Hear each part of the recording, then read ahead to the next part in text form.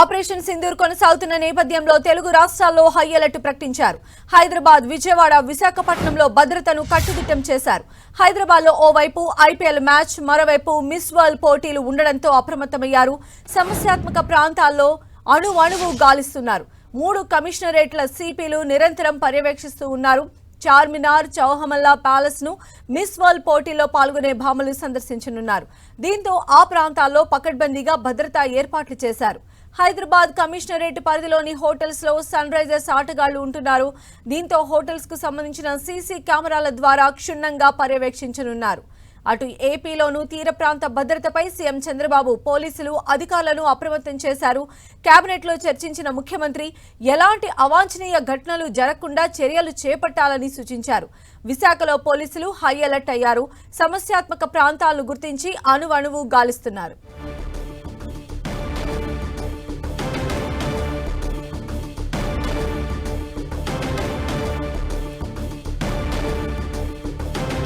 Operation Sindoor కొనసాగుతున్న నేపథ్యంలో 2 తెలుగు రాష్ట్రాలు కూడా హై అలర్ట్ ప్రకటించారు. హైదరాబాద్, విజయవాడ, విశాఖపట్నంలో ఇప్పటికే భద్రతను కట్టుదిట్టం చేశారు. హైదరాబాద్లో ఒకవైపు ఐపీఎల్ మ్యాచ్లు జరుగుతున్నాయి, మరోవైపు మిస్ వరల్డ్ పోటీలు కూడా ఉండడంతో హైదరాబాద్లో అలర్ట్ అయ్యారు. సమస్యాత్మక ప్రాంతాల్లో అణువణువు కూడా చాలా క్షుణ్ణంగా గాలిస్తూ ఉన్నారు. 3 కమిషనరేట్ల సిపిలు కూడా నిరంతరం భద్రతను పర్యవేక్షిస్తూ ఉన్నారు.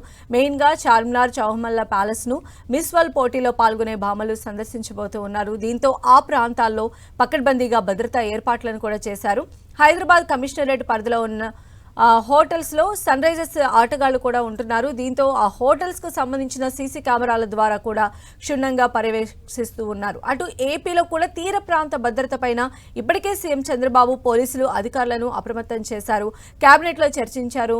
దీనికి సంబంధించి ఎలాంటి అవాంఛనీయ ఘటనలు జరగకుండా చర్యలు చేపట్టాలని ఇప్పటికే సీఎం ఆదేశాలు జారీ చేశారు. విశాఖలో కూడా పోలీసులు హై అలర్ట్ అయ్యారు. సమస్యాత్మక ప్రాంతాలను గుర్తించి అణువణువు కూడా గాలిస్తూ ఉన్నారు.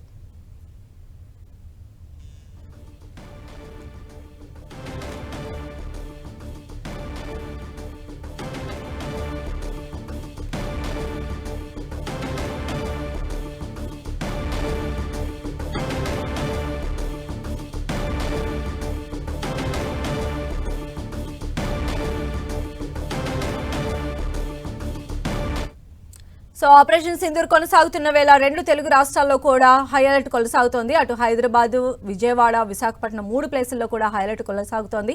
మరిన్ని అప్డేట్స్ కూడా తెలుసుకుందాం. మనతో పాటు హైదరాబాద్ నుంచి కిరణ్ మరిన్ని అప్డేట్స్ అందిస్తారు. అలానే విజయవాడ నుంచి దుర్గా మనకు లైవ్ లో అందుబాటులో ఉన్నారు. అదేవిధంగా విశాఖ నుంచి విక్రమ్ మనకు లైవ్ లో అందుబాటులో ఉన్నారు. సో మొదటిగా మనం హైదరాబాద్ లో ఎలాంటి అలర్ట్ ఉంది, పోలీసులు ఎలాంటి నిఘా ఏర్పాట్లు చేశారు, సమస్యాత్మక ప్రాంతాలను ఐడెంటిఫై చేశారా, ఇలాంటి అప్డేట్స్ అన్ని తెలుసుకునే ప్రయత్నం చేద్దాం. మా ప్రతినిధి కిరణ్ మనకు అందుబాటులో ఉన్నారు. కిరణ్, సంధ్య, దేశ సరిహద్దుల్లో ఉద్రిక్తల నేపథ్యంలో కూడా 2 తెలుగు రాష్ట్రాల్లో పోలీసులు కూడా హై అలర్ట్ ప్రకటించిన పరిస్థితి కనిపిస్తుంది. ఆపరేషన్ సింధూర్ పేరుతో నిన్న భారత సైన్యం చేసిన వైమానిక దాడి నేపథ్యంలో కూడా దీనికి సంబంధించి పూర్తి స్థాయిలో అన్ని రాష్ట్రాలతో పాటు రాజధానులు, కేంద్ర పాలిత ప్రాంతాల సంబంధించి కూడా భద్రత కట్టుదిట్టం చేసిన పరిస్థితి కనిపిస్తుంది. ఇప్పటికే ఇటు తెలుగు రాష్ట్రాలకు సంబంధించి కావచ్చు, ఉత్తర భారతదేశంతో పోల్చుకుంటే దక్షిణాది రాష్ట్రాలకు సంబంధించి హైదరాబాద్ అనేది చాలా కీలకంగా ఉంటుంది. కేంద్ర వివిధ రంగాలకు సంబంధించిన సంస్థలు ఇక్కడ నెలకొల్పిన నేపథ్యంలో కూడా వాటిని బందోబస్తు పరిశీలించేందుకు ఏర్పాటు చేసిన పరిస్థితి కనిపిస్తుంది. ఇక నిన్నటి పరిణామాల నేపథ్యంలో కూడా అటు హైదరాబాద్ పోలీసులు కూడా చాలా పకడ్బందీగా ఏర్పాటు చేసిన పరిస్థితి కనిపిస్తుంది. పూర్తి స్థాయిలో 1,00,000 కెమెరాలతో 3 కమిషనరేట్ల పరిధికి సంబంధించి కూడా చాలా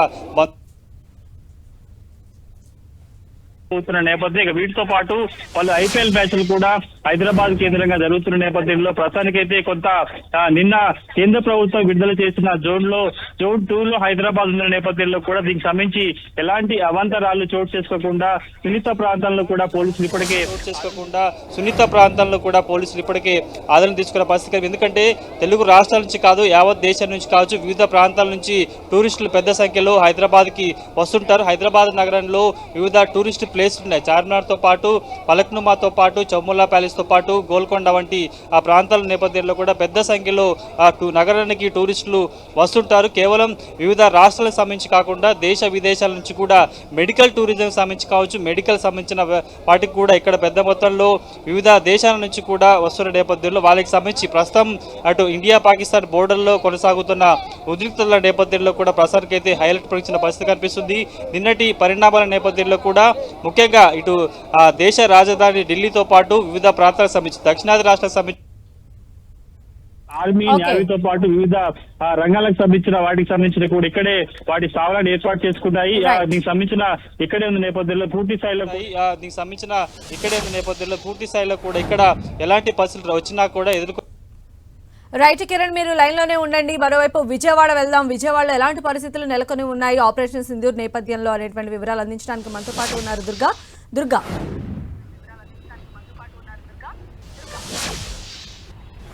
ఆపరేషన్ సింధూర్ తర్వాత ఒక్కసారిగా అంటే ఏపీ మొత్తం అంతా కూడా పూర్తిగా అలర్ట్గా ఉందని చెప్పాలి. ఎందుకంటే కేంద్రం నుంచి వచ్చినటువంటి సూచనలు ఆదేశాలు నేపథ్యంలో దాంతోపాటు ఇక్కడ ఏపీ ప్రభుత్వం కూడా పోలీస్ అధికారులందరినీ కూడా అలర్ట్ చేశారు. ముఖ్యంగా ఏపీలో ఉన్నటువంటి అన్ని పోలీస్ స్టేషన్లో ఉన్నటువంటి పోలీసులందరికీ కూడా అలర్ట్ను ఆల్రెడీ పంపించడం జరిగింది. ముఖ్యంగా విజయవాడ వంటి రద్దీ ప్రదేశాలు, ముఖ్యంగా విజయవాడ అలాగే తిరుపతితో పాటు వైజాగ్ అలాగే 3 నగరాలకు సంబంధించి చాలా ఫోకస్డ్గా ఉండాలి.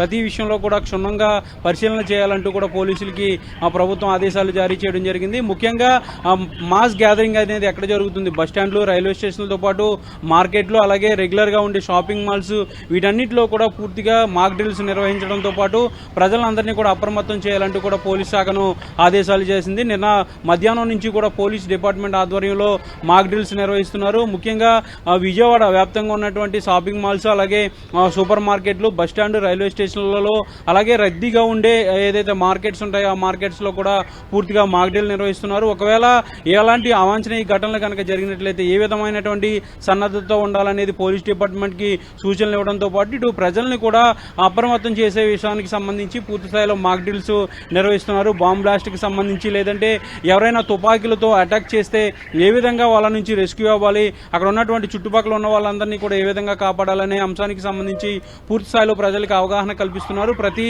సెంటర్లో కూడా దీనికి సంబంధించినటువంటి మాక్ డ్రిల్స్ ఏర్పాటు చేస్తూ ముఖ్యంగా ఫైర్ స్టేషన్ కి సంబంధించి వాళ్ళు కూడా ఈ డ్రిల్స్ లో పార్టిసిపేట్ చేస్తున్నారు. బాంబ్ బ్లాస్ట్లు కనుక జరిగినట్లయితే అక్కడ ఉన్నటువంటి చుట్టుపక్కల ఉన్నటువంటి సామాన్య ప్రజలు పోలీసులతోనూ అలాగే అక్కడ ఉన్నటువంటి అధికారులతోనూ సమన్వయంగా ఏ విధంగా పనిచేయాలనే దానికి సంబంధించి కూడా తగు సూచనలు ఇస్తున్నారు. వాళ్ళందరికీ కూడా శిక్షణ ఇస్తున్నటువంటి పరిస్థితి కనిపిస్తుంది. ఇక ఇళ్లలో ఉండే ప్రజలు ఏ విధమైనటువంటి జాగ్రత్తలు తీసుకోవాలి, ఇళ్ల నుంచి బయటికి రాకుండా ఇంట్లో ఏ విధమైనటువంటి రక్షణ కవచం ఏర్పాటు చేసుకోవాలనే దానికి సంబంధించి కూడా ట్రైనింగ్ ఇస్తున్నారు. ఇప్పటికే కేంద్రం ఇచ్చినటువంటి ఆదేశాలు సూచనలు పాటిస్తూనే ఇక్కడ లోకల్ గా కూడా ప్రభుత్వాలు కీలకమైనటువంటి ఆదేశాలు ఇచ్చాయి. ముఖ్యంగా ఎక్కువగా మాస్ గ్యాదరింగ్ అనేది జరిగే ప్రదేశాల్లో అయితే వాళ్ళ ప్రజలందరినీ కూడా అలర్ట్ చేయడానికి మాక్ డ్రిల్ అయితే నిర్వహిస్తున్నారు. ముఖ్యంగా రైల్వే స్టేషన్ అలాగే బస్ స్టాండ్ లో కూడా దీనికి సంబంధించినటువంటి డ్రిల్స్ నిర్వహిస్తున్నారు. ఎవరైనా కనుక అనుమానితులుగా కనిపించినట్లయితే పోలీసులకు వెంటనే సమాచారం ఇవ్వాలని కూడా ఇప్పటికే టోల్ ఫ్రీ నెంబర్లను కూడా చెప్పడం జరిగింది. ముఖ్యంగా వీటికి సంబంధించి ఒకవేళ యుద్ధ పరిస్థితులు కనుక వచ్చినట్లయితే లేదంటే ఎవరైనా ఉగ్రవాదులకు సంబంధించినటువంటి కదలికలు కానీ ఇలాంటి ఏదైనా ఇన్ఫర్మేషన్ ఉంటే ఖచ్చితంగా పోలీసులకు సమాచారం ఇవ్వాలి. ఏదైనా ఘటన కనుక జరిగినట్లయితే భయభ్రాంతులకు గురి కాకుండా ధైర్య సాహసాలతో సామాన్య ప్రజలు కూడా ముందుకు రావాలి.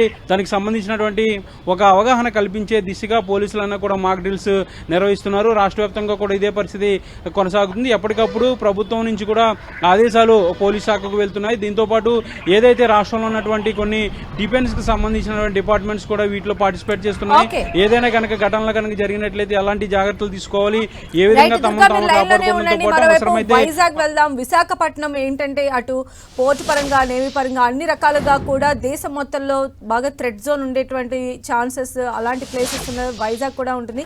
మరి వైజాగ్ లో పోలీసులు ఎలాంటి అలర్ట్ కొనసాగిస్తూ ఉన్నారు, సమస్యాత్మక ప్రాంతాలు ఐడెంటిఫై చేశారా, ఎలాంటి ఏర్పాట్లు చేశారనే అప్డేట్స్ అందించడానికి మనతో పాటు విక్రమ్ మనకు అందుబాటులో ఉన్నారు. విక్రమ్,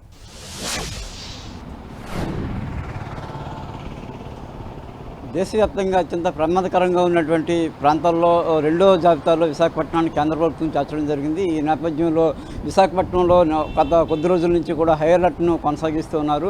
ఎందుకంటే దేశ రక్షణకు సంబంధించి కూడా అనేక రకమైనటువంటి కీలకమైన సంస్థలు విశాఖపట్నంలో కార్యకలాపాలు నిర్వహిస్తున్నాయి. దేశానికి అత్యంత కీలకమైనటువంటి ఎన్ఎస్టీఎల్తో పాటుగా కూడా డిఆర్డీఓతో పాటు steel plant, HPCL, Visakhapatnam port, అనేక కేంద్ర ప్రభుత్వ రంగ సంస్థలన్నీ కూడా విశాఖపట్నంలో నెలకొని ఉన్నాయి. ఈ నేపథ్యంలో వీటికి సంబంధించి ముప్పు వాటిల్లే ప్రమాదం ఉందని గత కొద్ది రోజుల క్రితమే సెంట్రల్ ఇంటెలిజెన్స్ బ్యూరో హెచ్చరికలను జారీ చేసిన నేపథ్యంలో భద్రతను కట్టుదిట్టం చేశారు. ఈ నేపథ్యంలో గత కొద్ది రోజులుగా పాకిస్తాన్తో జరుగుతున్నటువంటి యుద్ధ వాతావరణం నేపథ్యంలో మరింత అలర్ట్ని అయితే విస్తృతం చేయడం జరిగింది. ఈ నేపథ్యంలో ఎక్కడికక్కడ భద్రతను కట్టుదిట్టం చేయడం, ఎక్కడికక్కడ తనిఖీలను ముమ్మరంగా చేస్తుండడం వంటివి కొనసాగుతూ ఉన్నటువంటి పరిస్థితి ఉంది. దీంతో పాటు కూడా విశాఖపట్నంకి సంబంధించినటువంటి ప్రాంతాల్లో రక్షణను గస్తీని మరింతగా పెంచేందుకు సంబంధించి కేంద్ర రాష్ట్ర ప్రభుత్వాలకు చెందినటువంటి పలు విభాగాలు పూర్తి స్థాయిలో కూడా రంగంలో దిగాయి. ఏదైతే తూర్పు నావికాదళం ప్రధాన స్థావరంగా విశాఖపట్నం ఉంది. దేశానికి సంబంధించి నావికాదళానికి తూర్పు నావికాదళం అనేది చాలా కీలకం. ఈ నేపథ్యంలో విశాఖ సముద్ర తీర ప్రాంతం వెంబడి ఉన్నటువంటి ఈ ప్రాంతాన్ని అంతటినీ కూడా తూర్పు నావికాదళం పూర్తిగా కూడా గస్తీ ఏర్పాటు చేస్తుంది. దాంతోపాటు కూడా తూర్పు నావికాదళానికి అనుసంధానంగా కోస్ట్ గార్డు కూడా పూర్తి స్థాయిలో రంగంలో దిగి సముద్ర తీరం ప్రాంతం వెంబడి కూడా ఎటువంటి చొరబాట్లు లేకుండా, ఎటువంటి అవాంఛనీయ ఘటనలు చోటు చేసుకోకుండా, ఎవరు కూడా చొచ్చుకు రావడానికి వీలు లేకుండా, అదేవిధంగా గగనతలం నుంచి కూడా ఎవరు కూడా చొరబాటుకు రావడానికి వీలు లేకుండా కూడా పటిష్టమైనటువంటి భద్రతా వలయాన్ని ఏర్పాటు చేసినట్టు కూడా అధికారులు ఇప్పటికే ప్రకటించారు. ఇటు తూర్పు నావికాదళం, కోస్ట్ గార్డు, అంతేవిధంగా మెరైన్ పోలీసులు కూడా పూర్తి స్థాయిలో రంగంలో దిగారు.